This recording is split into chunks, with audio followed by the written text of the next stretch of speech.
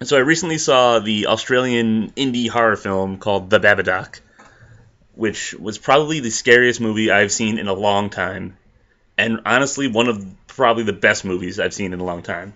Which goes to show you that just because it's a horror movie doesn't mean it has to also be schlocky crap. This movie does everything right. It hits every cylinder. It fires on all cylinders. It hits every target. Um, it's so good. I'll just go through the reasons why it's good. One, and I can't stress this enough. No fucking jump scares. There is not one fucking jump scare in this entire movie, and it was fucking glorious. No quiet, quiet, quiet, bleh, loud noise. Oh, it was perfect. Because you were so tense, and I was on the edge of my seat the entire time, and I was like, they're gonna ruin it. They're gonna put a jump scare, and they never do.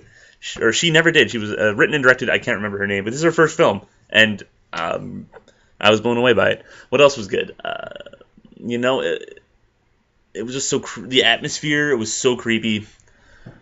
Very German expressionist. The Babadook himself looks like he comes right out of the cabinet of Dr. Caligari. It's a slow burn. It's a methodical burn. Like, the Babadook doesn't make his presence known for like 45 minutes. And maybe this sounds boring to you, but it was so tense. The story is really good. The characters are really good. The actor, the two leads, the entire film is pretty much about a mother and her son. There's a couple of other characters that pop in, but like it's really just a two-person show, and you're not rooting for them to die. That's a big plus for horror movies. When you're rooting for the person to die, then it's not a horror film. It's just like a weird sporting event. The the visuals I said, but like the Babadook himself is like a fairy tale. He comes out of a book. The book itself is one of the creepiest things I've seen in a long time. I think they're selling it soon, and I might buy it because it was so effective. I was hyperventilating during this film. I have never hyperventilated during a film, but I was hyperventilating. A lot of that comes from the fact that I watched this movie by myself in the dark with my entire family's on vacation, so I was alone. So I don't want to oversell it. I don't want to be like, this movie will scare the piss out of you. All I'm saying is this movie scared the piss out of me. And I'm not that easily scared. I haven't been scared by a movie since I was like little and I saw It. That was probably the last movie that really scared me. Tim Curry's a scary guy.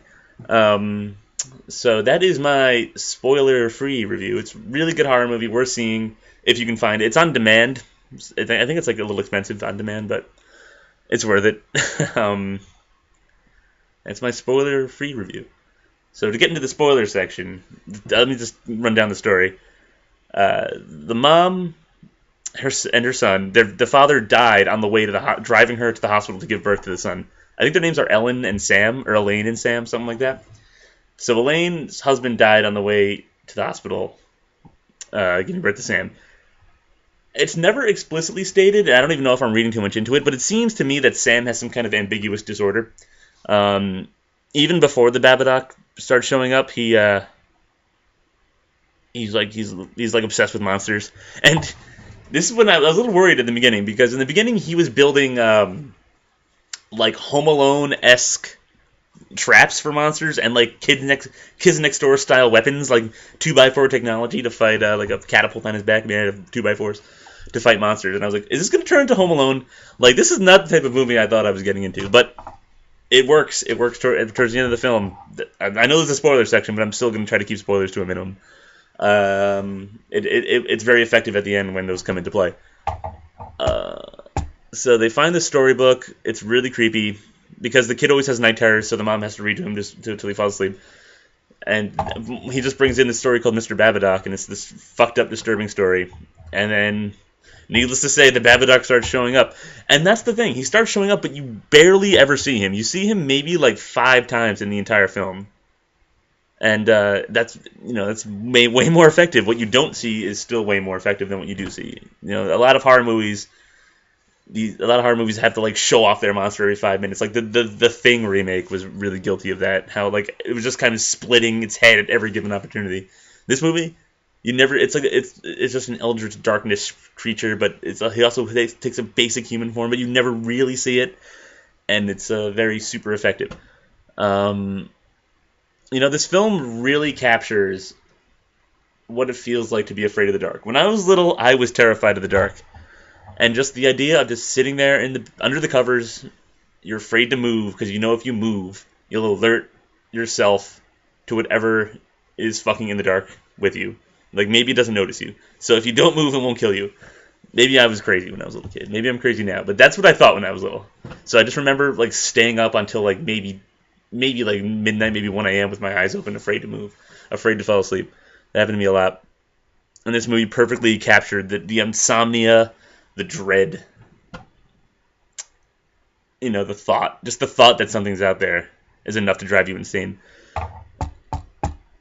Yeah, I was a weird little kid. I gotta mention the one minor negative I have with this film. It's that sometimes the Babadook roars, and they use a very stock sound effect for the roar. I think it's the same sound that Nintendo used for Bowser a couple times and Gyarados in Pokemon Snap. So that kind of took me out of it. I was like, oh, okay. It didn't ruin the film, but I watched it twice, and it took me out of it completely both times. So that's my one little minus point on this film. But when you start to think about it, you realize, at least I thought about it, and I was beginning to think that the Babadook was actually a manifestation of the mother's guilt and regret, because she really doesn't like her son. She loves him, but she doesn't particularly like him. I think. So, and I think like he'll run into her bed when she's sleeping because he had a nightmare, and she'll be like, get in bed, and then he'll get close to her, and then she'll like move to the other side of the bed. Like, it's a lot of subtle things indicate that she's like not into this whole motherhood thing, and she's not over the death of her husband. So I think the Babadook was a physical manifestation of all of her negative emotions, and she starts to get possessed with him, by him. Very slowly. It's not like all of a sudden she starts to. It's a very slow process, her possession, and then she's gonna kill him. So I think like the Babadook almost was like a excuse for her to kill her son. Like, this was like what her secret desire. But then there's this very moving scene where he uses his Home Alone-esque traps to trap her after she's possessed, and then he like tells her he loves her. And I don't want to get into too much, but it got to me. It did. I'm not gonna lie, I choked up a little bit. And then she expels the Babadook, and then she beats it by telling it to go fuck itself, which is pretty awesome. She says, like, if you touch my son, I'll fucking kill you. But she pretty much tells it to go fuck off. So it fucks off to the basement. And at the end of the movie is them living in the house with the Babadook in the basement, and she feeds it worms. So it's it's like, you're never going to get rid of all these negative emotions you have. You're never going to get rid of your guilt, honestly. You're really never going to get rid of your regrets. You can either let them consume you, or you can live with them and occasionally feed them some worms. So that's what I took from this story. Definitely worth seeing. I would check it out the first chance you get. I would watch it alone. Don't watch it with anyone. Just watch it alone, turn off the lights, and experience it. I've seen a lot of people claim this movie's overhyped and lame.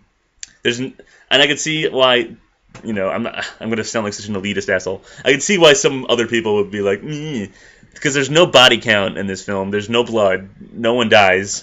This is the spoiler section. But it's still very harrowing, and it's still very disturbing. It's not like so many horror films. I was trying to wrap it up, but I can't stop gushing about this film.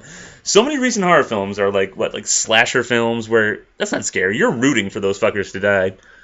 Torture porn. It's like that's more revolting than scary. The haunting possession movies. Those are all fucking like. I get so cynical. The second a movie's like based on true events or inspired by true events, I'm always like, fuck this. Fuck you. This has nothing to do with anything. Why are you trying to fucking spit on my cupcake and tell me it's frosting? So those movies always turn me off, those haunting possession movies. But this one, it was just genuinely creepy and disturbing. No jump scares, no blood, nothing but the strength of the performances and the strength of the visuals, and it was super effective. Like a fire attack on a grass type Pokemon. It was super effective. That's a weird way to end this one, but that's what I'm gonna do. See you next time, guys.